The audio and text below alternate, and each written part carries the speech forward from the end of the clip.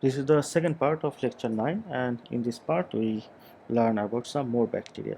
So first let's start with Escherichia coli, which is also called E. coli. So E. coli is a very famous bacteria. Okay, so the general characteristics of E. coli are uh, they belong to the family Enterobacteriaceae. They are gram-negative bacteria, non-spore forming. That means they don't form any spore.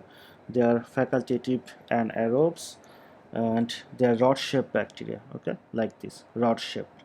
Okay, and most of them are motile. Okay, and because they are motile, because they contain peritrichous flagella, and they can ferment lactose. And the natural habitat of E. coli are mammalian colon, natural freshwater. I mean, E. coli is found in the mammal's colon, mammal's stomach, okay, and natural freshwater. And E. coli can transmit from one person to another person. Okay, so this is basically their route of transmission. Okay, from one person to another person. Okay, so they also can transmit through fecal oral route, like the Vibrio coli. Okay, and if anyone gets infected by E. coli, I mean, not all E. coli, they are actually, most of the E. coli, they are not infectious. Only few E. coli species are E. coli strains are infectious. And if anyone get infected by E. coli, so the symptoms of the infection are like this. The main symptoms are like bloody diarrhea. Okay, so diarrhea will occur, but I mean, there will be blood in the diarrhea. So this is blood. That's why it is called bloody diarrhea. Stomach cramps, nausea, and vomiting. Okay, so these are the major symptoms if someone get infected and diseased by pathogenic E. coli. Okay.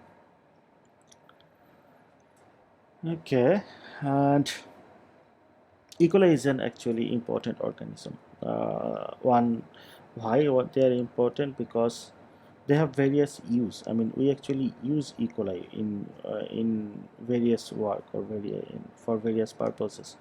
For example, E. coli produce different vitamins like vitamin K or some other vitamin from group B. So we can use E. coli to produce vitamin.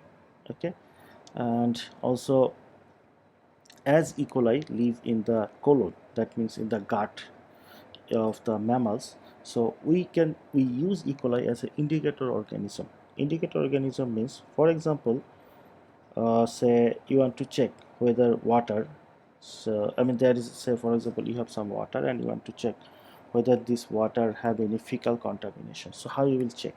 So I mean, we just cannot like, we need to check some bacteria which are present in the feces, that means in the stool. And we know, as E. coli, as the natural habitat of E. coli is mammalian clone. That means E. coli lives in the gut, stomach of mammals. So if E. coli is found in the water, that means this E. coli actually came from the gut. And how bacteria can come from the gut to the water? Through stool, right? Okay, so that's why you can use E. coli as an indicator microorganism. So that means if E. coli are present in water, that means that water is contaminated by stool. Okay, also, as I just said, commercially, E. coli is a very important bacteria, because I mean, using biotechnological techniques, we can genetically engineer the E. coli, and then use this genetically engineered E. coli to produce commercially valuable products such as therapeutic proteins, insulin, antibiotics, vitamins, etc. Okay, and for some, I mean, okay, so moreover, E. coli also helps some uh, animal to digest food. For example, cattle. Okay, cattle, they eat grass. Okay, and you know, the interesting thing is, cattle don't have the ability to digest grass by their own. Okay, grass contain cellulose. Okay, we human, why we cannot eat grass? Because grass contain high amount of grass means ghash. Okay, so grass contains high amount of cellulose. Okay, cellulose is a very tough carbohydrate, and we human we cannot digest cellulose, because to digest cellulose we need an enzyme which is called cellulase enzyme. So as we cannot produce cellulase enzyme, we cannot digest grass. Okay, the interesting thing is cattles like the cow, the goat, they also actually don't produce cellulose enzyme. Then how they digest the uh, cellulose? Because E. coli live in the gut of the cattle. That means in the gut of the like cow and goat, E. coli is there, and these E. coli they produce the cellulose enzyme, and this cellulose enzyme help to digest the cellulose. Okay. Okay, so you can imagine how, I mean, actually E. coli is beneficial. Well, actually, well, the truth is most of the E. coli they are harmless. Okay, in fact, many of the E. coli they are beneficial for us, for not only for us, for animals, for the environment, for the humankind. Okay, however, some strains have some special features. Like some strains have a specialized fimbri by this fimbri they can attach to the epithelial cell and can produce enteric toxin. Okay, so these bacteria, these E. coli strains, they can cause disease. Okay, and the E. coli which can cause disease we call them pathogenic E. coli. Okay, so basically there are 6 major pathogenic strains of E. coli which can cause disease. So for example, EHEC, ETEC, EPEC, EIEC, EAEC, and TAEC. Okay, and all of this, okay, why they how they do the disease? Because they have some feature using, or they have some weaponry which we call virulence factors. So using these virulence factors, this E. coli they can get attached to the epithelial cell, and they can they can cause disease. So now some E. coli they just can attach into the epithelial cell and release some toxin. Some E. coli they attach, then they can invade the cell.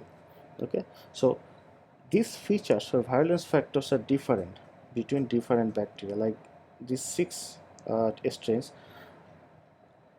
all these 6 strains don't have the same virulence factors or the weapons by which they cause disease. Okay, so based on their virulence factors, the disease characteristics or severity differs. Okay, so for example, the ETEC, this strain, okay, this is actually the full form of ETEC is enterotoxigenic E. coli. Okay, so ETEC is it cause travelers diarrhea. Okay, so usually the people who are doing long travel for long time, they can get infected by ETEC. Okay, so that's and cause diarrhea. That is why it is called travelers diarrhea. However, the good thing is travelers diarrhea is a self-limiting uh, waterborne gastroenteritis. Okay, and it manifests watery diarrhea and vomiting. I mean, if someone get infected by ETEC, uh, basically they can, I mean, the symptoms of the disease is watery diarrhea and vomiting. Okay, okay, another strain, EASEC. EASEC. Full form of it is enterohemorrhagic E. coli. Okay, it is named so because it causes hemorrhagic colitis. Hemorrhagic means রক্তক্ষরণ. Okay, so the EHEC it causes hemorrhagic colitis, hemolytic uremic syndrome, and septicemia. Okay, and the symptom or manifestation of the infections are like bloody diarrhea, blood in the urine. Okay, and if anyone get infected by EHEC and this kind of symptoms are developed, they need immediate medical attention. I mean, unlike ETEC, I mean, in case of ETEC, it's a self-limiting disease. So if anyone get infected by ETEC, they basically don't need any special medical attention. Okay, if they take saline and take rest, they will heal by their own. But if anyone get EHEC, then immediate medical attention is required. Otherwise, it can be life-threatening. Okay. Okay, it was about E. coli. Now another bacteria, Methanobacterium. Okay, another species of bacteria, Methanobacterium. Okay, the Methanobacterium, they belong to the domain Archaeota. Okay, or Euarchaeota. Basically, they are same. Okay, in one classification system, they are called Archaea. In another classification system, they are called Euarchaeota. Okay, so anyway, so the general characteristics are single-celled microorganisms, okay, unicellular microorganism, and archaea don't have peptidoglycan in their cell wall, and they can produce methane. Okay, so that means they can do methanogenesis. Methanogenesis means the production of methane as a metabolic byproduct. Okay,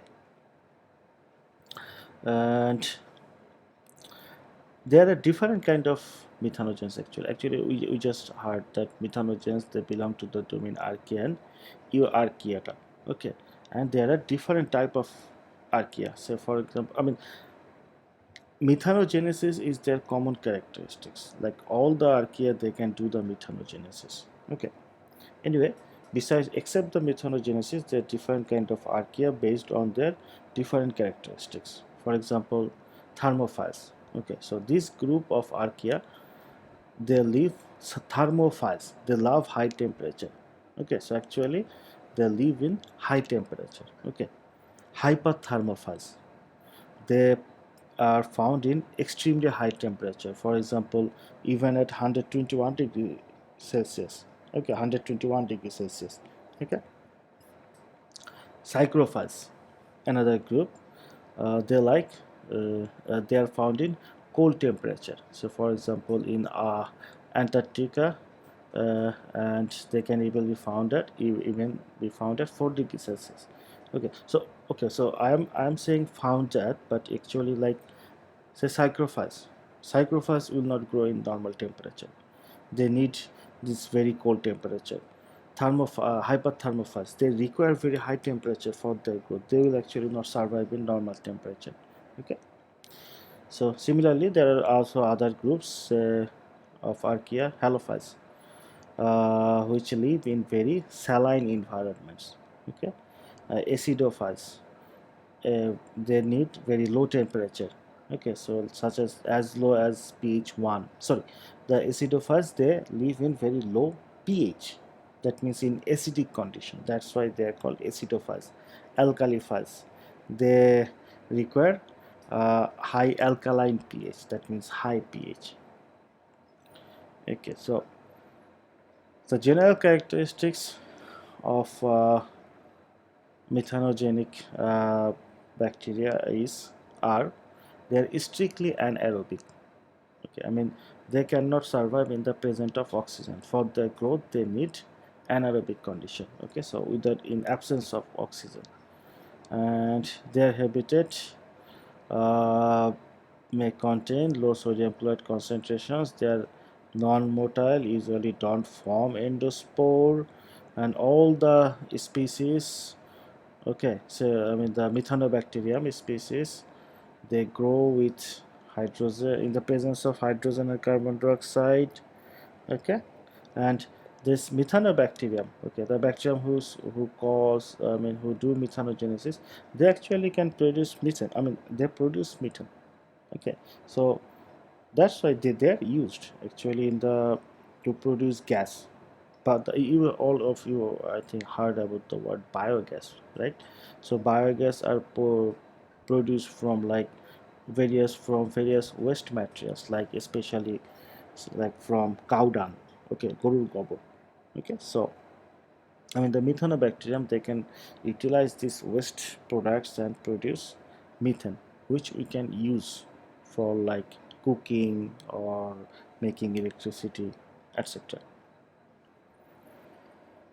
And the methanobacterium, they are chemoautotropes. Chemoautotrope means they can produce their uh, own food from inorganic chemicals. That's why they are called chemoautotropes.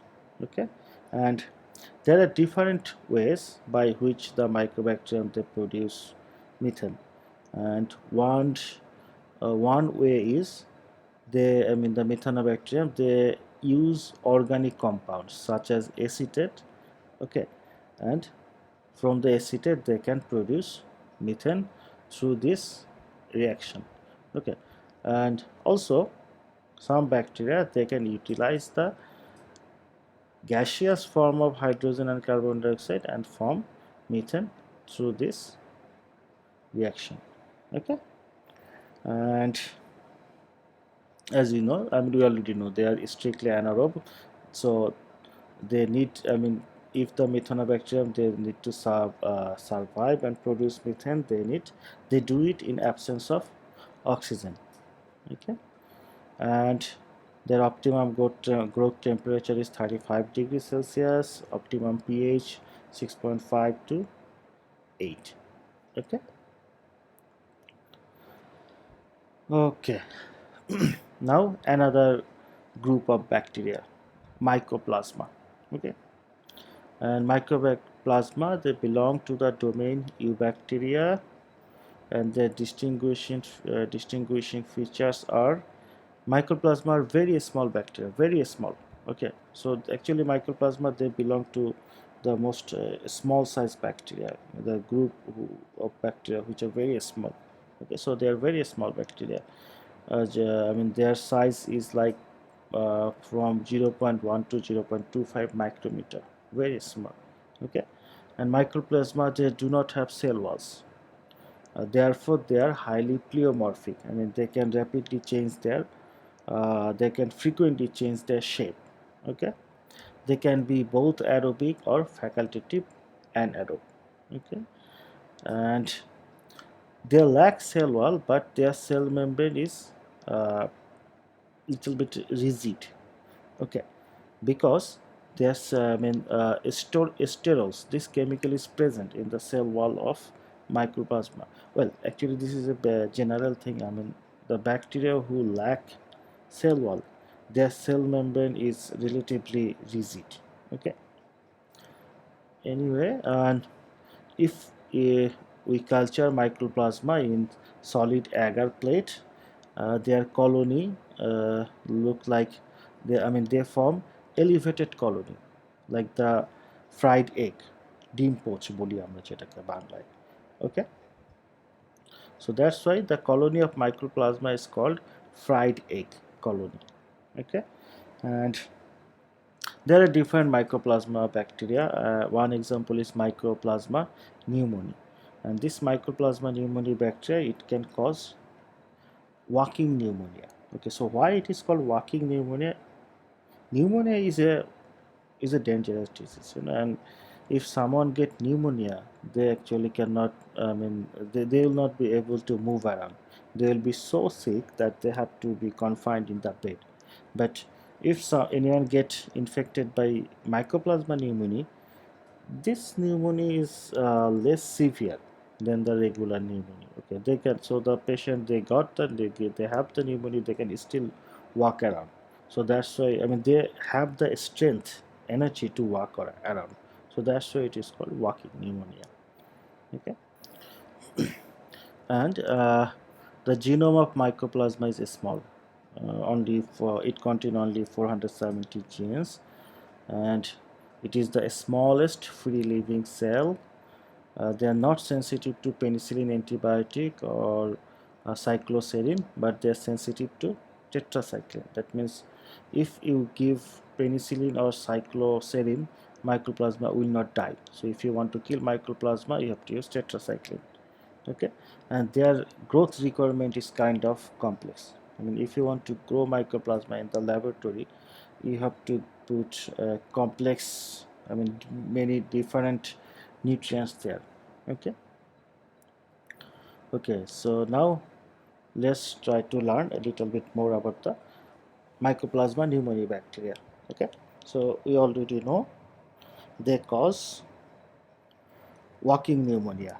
Okay, and what is walking pneumonia? It is an upper respiratory tract infection often seen in children.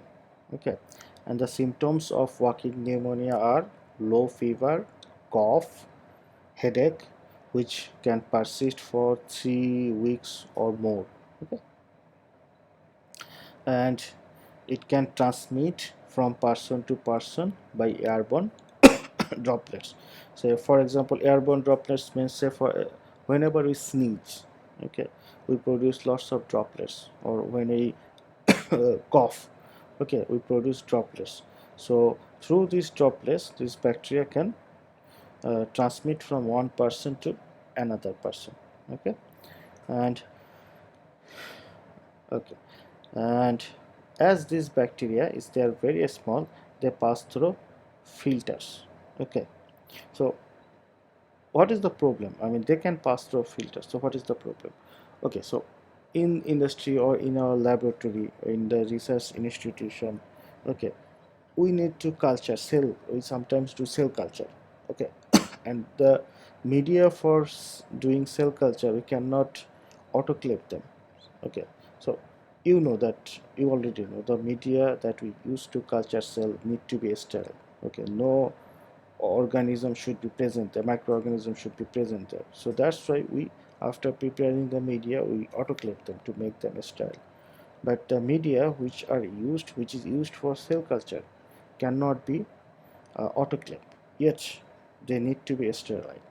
Okay, so in that case, filter, there are filter, you know what filter papers, right? So to sterile the media that we use for cell culture is sterilized by using filter paper.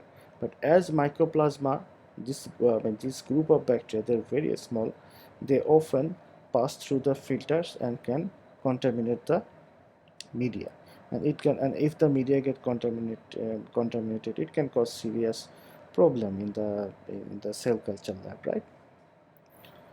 Okay, and how we can detect mycoplasma pneumoniae?